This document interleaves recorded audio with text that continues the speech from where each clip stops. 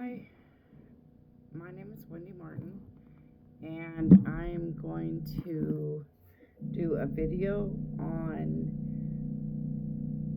a conflict of interest regarding counseling clients or patients.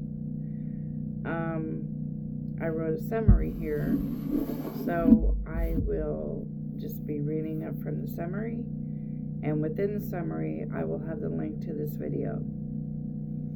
Well, first of all, I want to say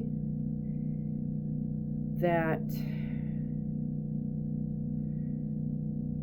us as counselors, and I'm actually a caregiver, but I'm within the field, we have to give our clients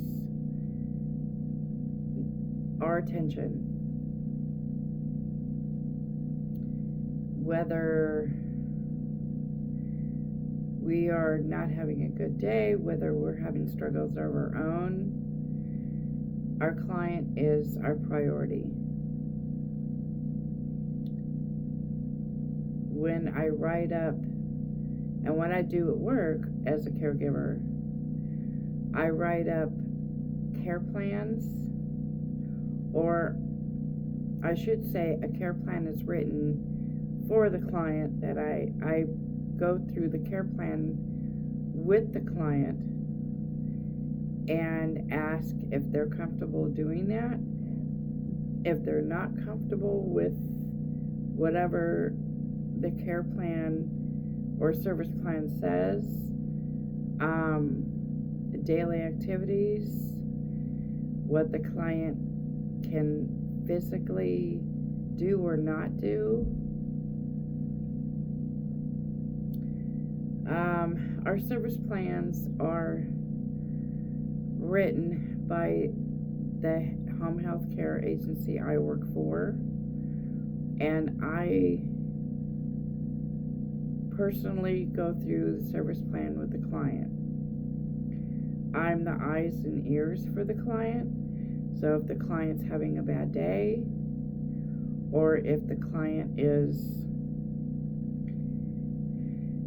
refusing, let's say refuse to get personal care, refusing to get their meds, if they're irritable, if my clients are having mental illness issues, that kind of thing, I relay that information to the home health care agency I work for, and then they themselves can come in and do a reassessment of what may have to change to make daily activities a little easier or better for my client. I'm just going to go down a few things. I have 2 conflicts of interest that are my values. Actually,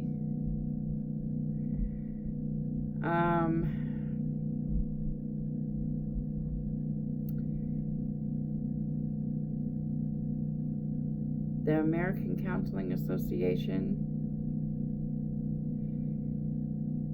has guidelines of conflict of interest regarding counselors and caregivers and social workers, basically medical personnel, medical professionals in this field. One, and this is my opinion, one conflict of interest would probably be dual relationships. I don't think and this is my own self-awareness kind of thing, I don't think I could counsel a close friend or family member, because I feel like I would already know what's going on with them, and I would want to give my personal opinion just like any other friend, just like a friend talking to a friend. I feel like I would want to kind of jump in and say, you can't do this. You know, you and I have spoken about this before. I don't believe that I can be neutral or non-biased because the person would be emotionally close to me. That would be hard for me to do. Another conflict of interest would be religion. And I know that's a biggie for a lot of, I'm sure that's a biggie for a lot of people. Counselors and caregivers and anyone else in this field need to keep up their education on different types of religion or cultural background, so we can be just as effective helping different people that are different, that their cultures are different from us.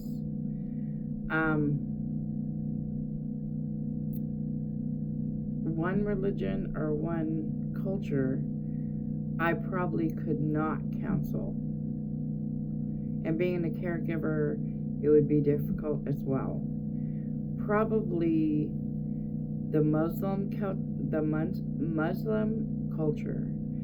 And I say that because I was directly involved in the Muslim culture by being deployed overseas. I served in the military and retired from the military. We were deployed during the Iraqi war. So we were deployed to Kuwait and Iraq. And the Muslim culture is definitely different than our own culture. That was difficult to see, that there is no value of life. They have guidelines that are very conflicting to me. And I think this is where self-awareness really comes in, because I'm self-aware of that shortcoming about myself.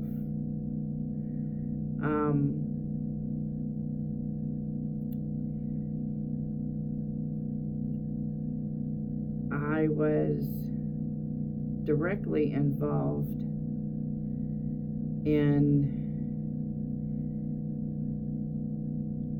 or shall I say, I was a truck driver in the military, and we did several convoys overseas. One convoy that we went out to do missions with hit an IED, which is the roadside bombs, and they're hidden under the ground, so you don't see them, unfortunately, until you drive over them. This was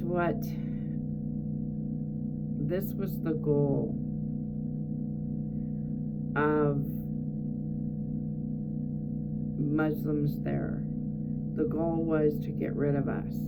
They didn't want us there. They didn't want us in their country. They wanted us to leave. They had, I don't want to say a quota, but we did find out the more people that they killed, the greatness their power would be. And that sounds horrible, but unfortunately it took a lot of American military personnel's life And that's something I probably would not get over. How would I be able to counsel someone or take care of someone involved in a culture that does that? That would be really hard for me to do.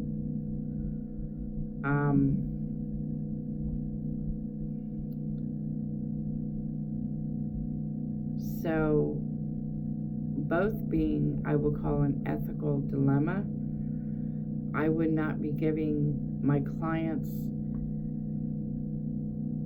in a dual relationship or that religion anyway, the effectiveness that they would need to live a positive life.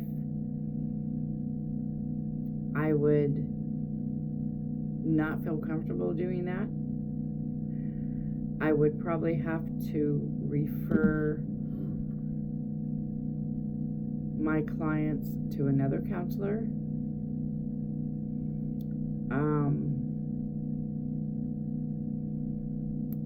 As I said before, I think that's where a lot of self-awareness comes in. I also want to talk about self-care. It is so important for someone in this field to have that awareness of they're not giving themselves enough self-care. We are supposed to give our clients everything we have, but we can't do that unless we take care of ourselves.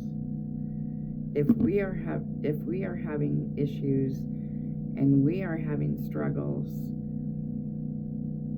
then we can't effectively take care of someone else or effectively help someone else.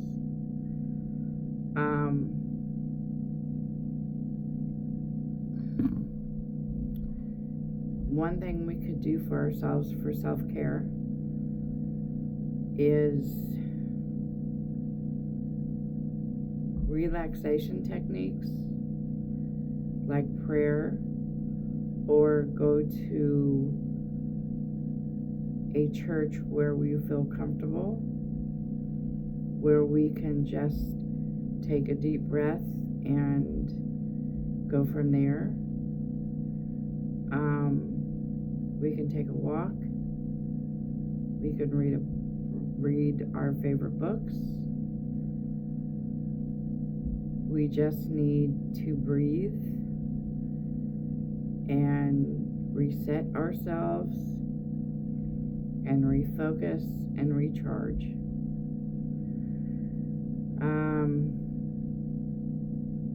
That's so important. And it's easier said than done. A lot easier said than done. But it's something we need to do for ourselves. We can't take care of anyone else if we don't take care of ourselves. So in a way, we have to be selfish for ourselves first to help anyone else.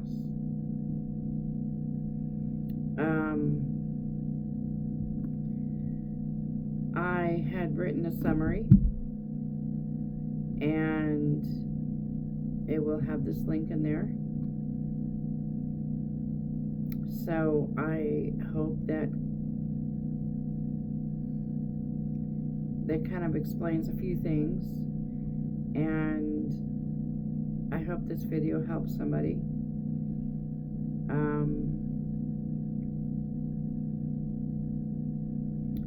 As a caregiver, I love what I do. Sometimes I have those exhausting days like anybody else. But sometimes you have to learn to say no too. So I appreciate you listening,